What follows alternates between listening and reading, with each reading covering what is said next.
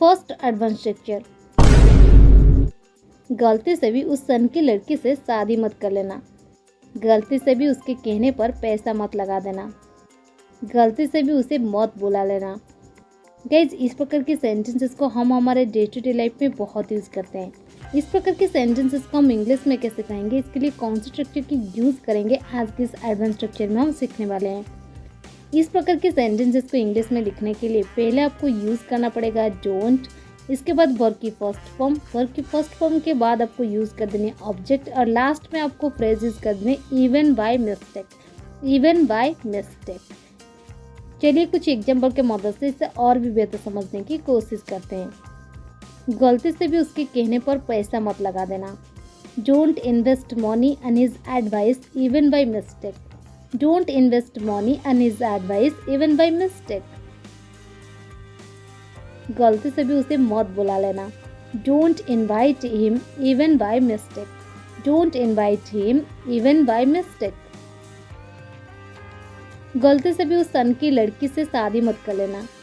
Don't Mary that crazy girl even by mistake. Don't Mary that crazy girl even by mistake. गलती से भी मेरा नाम मत लेना। Don't mention my name even by mistake.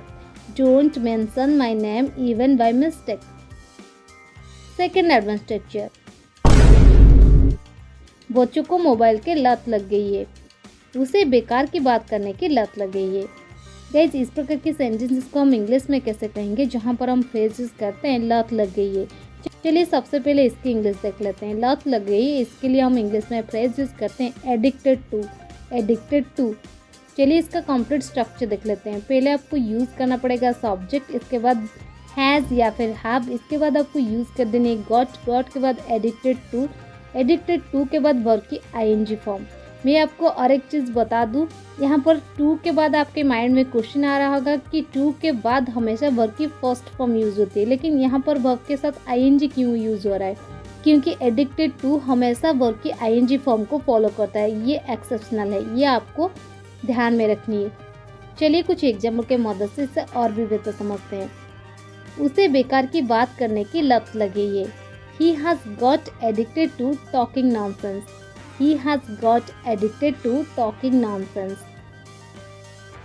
बच्चों को मोबाइल की लत लग गई है। Children have got addicted to using mobile. Children have got addicted to using mobile. उसे धूम्रपान की लत लग गई है। He has got addicted to smoking. He has got addicted to smoking.